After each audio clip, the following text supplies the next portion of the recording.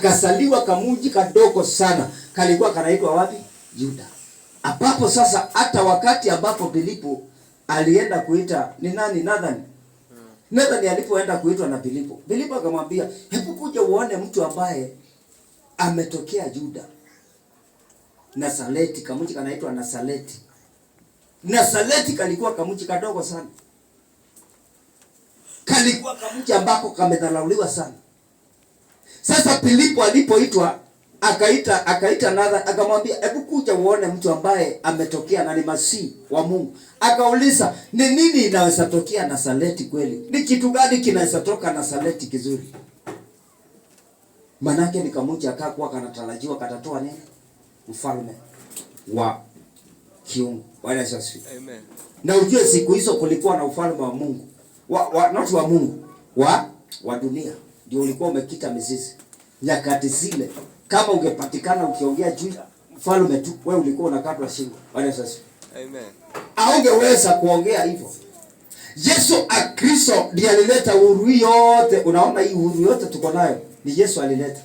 Bwana Yesu asifiwe. Amen. Hii uhuru yote uko nayo ni Yesu alileta. Zamani za kale, not zamani hizo, agano la kale ilikuwa uwezi kuwa na hiyo uhuru uko nayo. Ilikuwa kwamba watu wanainukiana watu kwa watu, wanauana watu kwa watu. Mfalme anaenda kuua mfalme mwenzake. Hii nchi inainukia nchi hii. Sasa tungekuwa tunaishi hivi, tungekuwa tunaishi mpaka hivyo kwa leo. Bwana Yesu asifiwe. Watu walikuwa wanauana kuuana. Ukikosea mtu anakuua hapo hapo. Bwana Yesu asifiwe. Amen.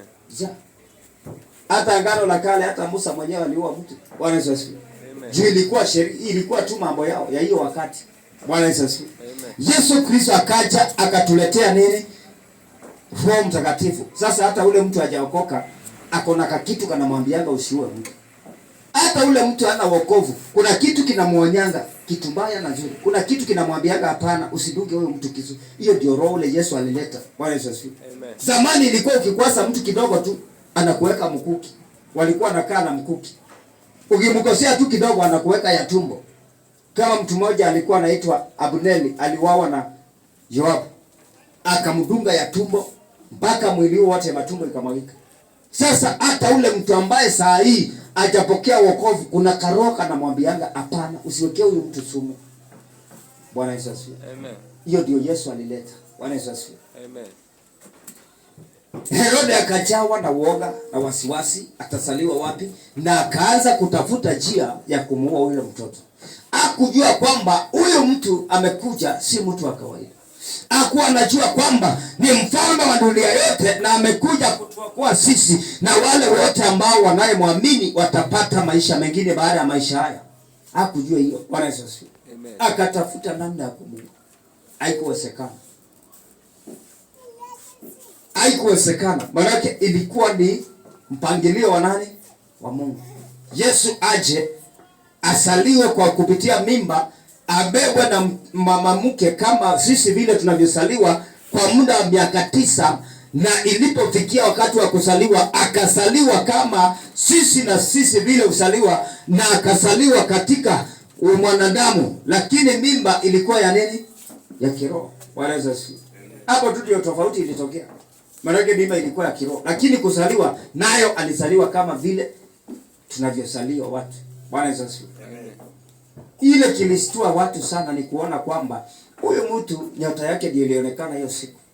Mpaka Herode ilikuwa ione. Bwana Yesu asifiwe. Amen. Na aliposaliwa hivyo kukaonekana kwamba ni yeye alipata nini? Umaarufu. Bwana Yesu asifiwe. Amen. Umaarufu ilitokea hapa wakati alisaliwa Yesu. Walienda katika nyumba za kusalia. Bwana Yesu asifiwe. Amen. Kuna mahali ambapo kunaitangwa maternity. Mnajua wamama wale mko hapa. Na watu wakubwa wale mko hapa. Sasa silikuwepo hata hiyo wakati. Sinaitwa nyumba za wageni.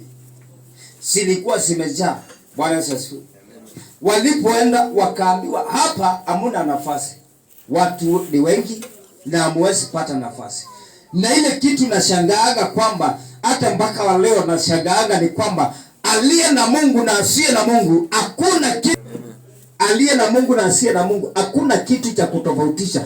Yaani mpaka kitu kitendeke cha kutofautisha. Manake hawakuwajua kwamba huyu mtu ile mimba amebeba ni mimba isiyo ya kawaida. Mpaka wamwambie sasa, wewe utazaa Yesu, hebu ingia hapa. Haikuwepo kitu kama hiyo.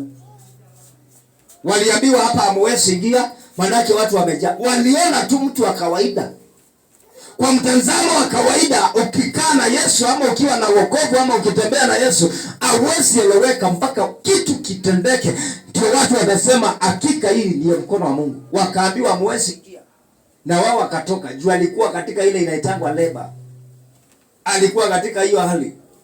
Yusufu alipoona hali imekuwa si hali, akampeleka wapi?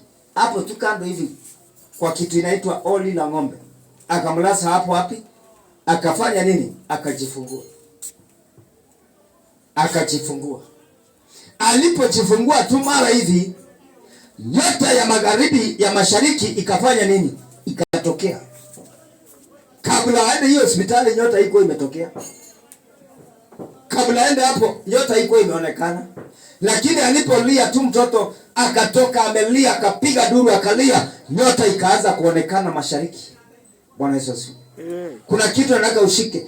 Ukiwa na Mungu, kuna mambo watu kukuangalia hawezi tofautisha wewe na labda mfuta bangi, labda watasema tu wewe ni kama wao, lakini mpaka kitu kitendeke ndio waseme huyu mtu si wa kawaida.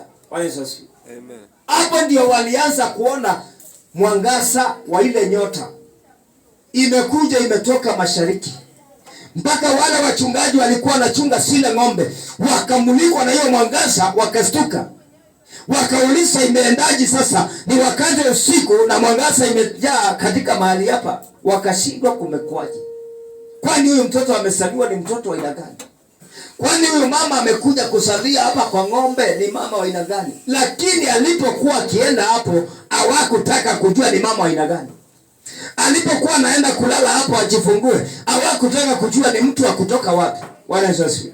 Wao waliona ni mtu wa kawaida. Hata labda hawakujua ni mtu anajifungua. Hata labda hawako waelezea, wakawaambia tunatafuta mahali ya jifungua. Walienda tu wakalala na wale watu nao wachungaji wa ng'ombe wakakaa tu. Lakini kitu ilitokea wakati Yesu alizaliwa, ndio watu walifunguliwa macho. Ndio watu walianza kuona, wakajua yule amezaliwa si mtu wa kawaida. Bwana Yesu asifiwe. Nasema watu hawatakuelewa mpaka kitu kitokee ndani yako, mpaka Roho wa Mungu ajidhihirishe kwa jambo kwako, ndio watu wataanza kusema na hakika huyu ni kama mwana